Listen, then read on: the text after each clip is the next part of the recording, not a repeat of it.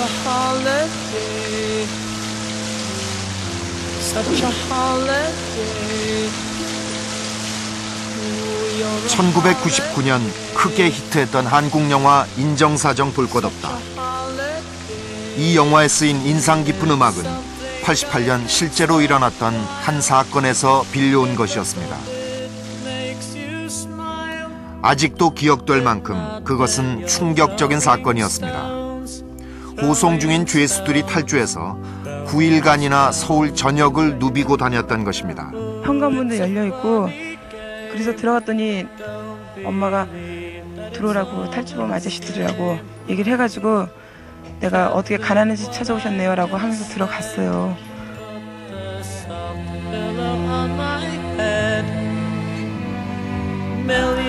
은신처가 발각되자 그들은 가족을 인질로 잡고 13시간 동안 경찰과 대치했습니다. 그때 그들이 세상을 향해 외쳤던 말, 그것이 바로 유전무죄, 무전유죄라는 말이었습니다. 돈이 있으면 죄가 안 되고 돈이 없으면 죄가 된다.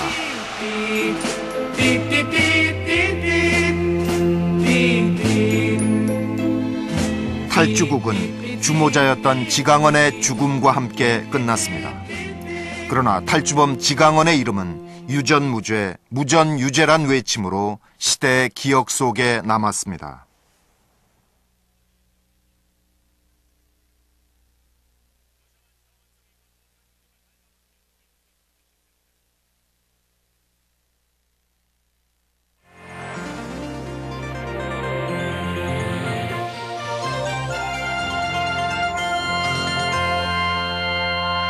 영등포 교도소에서 대전과 공주교도소 등지로 이감 중이던 피고인 12명이 호송 교도관 11명을 흉기로 위협하고 폭행한 뒤에 달아났습니다. 현재까지 1명이 검거되고 다른 1명이 자수했을 뿐 나머지 10명의 행방은 알 수가 없습니다. 대부분 전과가 많고 흉폭한 범죄를 저지른 이들은 권총 한 자루와 실탄까지 뺏어 달아나서 제2의 범행이 크게 우려됩니다.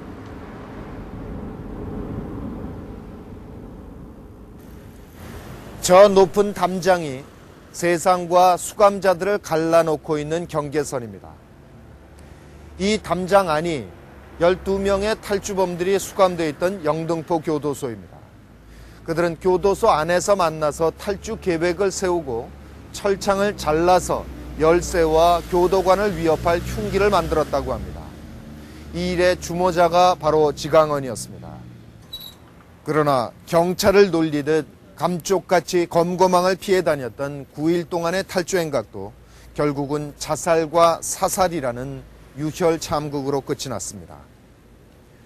자수한 2사람과 체포된 7사람은 교도소로 다시 돌아왔지만 지강원을 비롯한 3사람은 끝내 돌아오지 못할 길을 선택했습니다. 단지 유전무죄, 무전유죄라는 지강원의 항변만이 오랫동안 우리 사회 사람들의 입에 오르내렸습니다. 그는 분명 범죄자였지만 그의 외침은 우리 사회의 문제점을 비춰주는 또 다른 거울이 되었던 것입니다.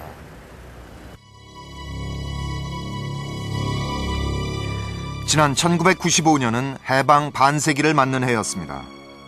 어느 일간지에서는 이 해를 기념하기 위해서 시대를 풍미했던 말들을 모아서 조명해보는 기획 특집을 마련하기도 했습니다. 80년대는 사람들 입에 오르내린 말들이 특히 많았습니다.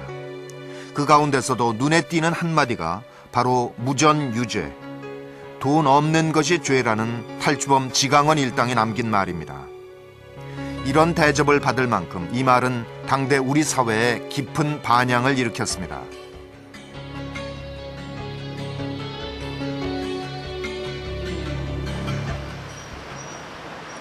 탈주 사건이 일어난 것은 88년 10월 8일, 서울 올림픽이 끝난 지 엿새째 되는 날이었습니다.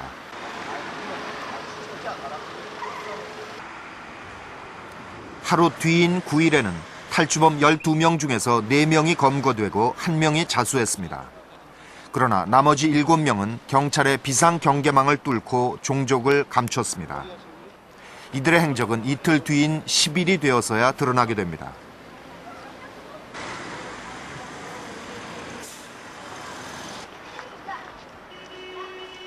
탈주범들은 하룻밤을 고대 뒷산에서 노숙한 뒤 다음 날 안암동의 한 가정집에 침입했습니다. 집 주인의 신고에 따르면 이들은 가족 6명을 인질로 해서 그 다음 날 새벽까지 머물다가 떠났다고 합니다.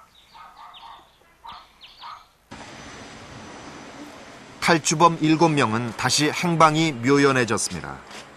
검거 경찰관에게는 1계급 특진을 약속하는 한편 탈주범 1명당 200만 원씩 현상금도 내걸었습니다. 검문 검색을 강화하고 주민들에게도 신고를 독려했지만 성과가 없었습니다.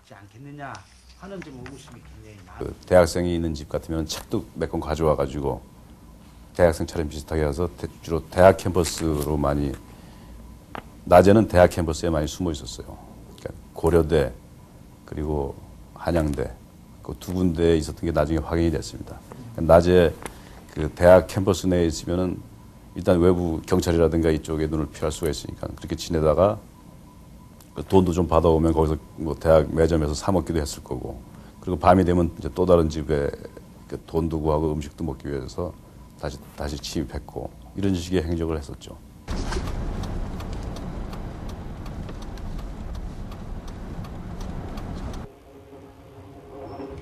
탈주범들의 10월 11일 행적은 행당동 박모 씨 집에서 신고가 들어옴으로써 뒤늦게 알려집니다. 그들은 그날 새벽녘에 이 집에 뛰어들었습니다. 4사람은 밥을 지어 먹으며 이곳에서 25시간가량을 숨어 있었습니다. 집을 나올 때는 쪽지 한 장을 남겼습니다. 행복한 가정이 되기를 빌겠습니다. 진심으로 사죄드립니다. 탈주범을 잡기 위해서 밤을 새는 경찰의 노고를 모르지는 않습니다. 그러나 닷새 동안 2차례나 서울 시내 민가에 들어가서 20여 시간씩 머물고 가는 공포의 탈주범들의 행방이 잡히지 않고 있는 것은 경찰의 경비 수사망에 문제가 있지 않나 하는 의심을 가능케 해줍니다. 연인원 10만 명이 넘는 경찰력이 뒤쫓고 있지만 게리라식 출몰을 하고 있는 7인조 죄수들은 잡히지 않고 있습니다. 탈주한 죄수들의 범행은 날로 포악해졌습니다. 시민을 납치해서 집에 끌고 가서 쉬운 2시간 동안 인질극을 벌인가 하면은 원정 강도까지 벌이는 여유를 보였습니다. 지강헌 등 탈주범 6명은 지난 12일 오전 10시 40분쯤 서울대학병원 구내 주차장에서 이 병원에 약품을 납품하러 온 한국제약 대리 35살 정 씨에게 권총을 들이대고 위협해 정 씨를 승용차에 태운 채 범인 손동환이 정 씨 차를 직접 몰아 오후 1시쯤 서울 문정동 주공아파트 정 씨 집에 도착했습니다. 거의 대부분 지강헌이는 권총을 휴대하고 나머지 사람들은 뭐 과도 정도 하나씩 전부 휴대하고 있는. 이들은 이 집에서 약 이틀간을 머물렀습니다. 정 씨 가족과 밥을 지어 나눠 먹기도 하고 정 씨에게 빼앗은 결혼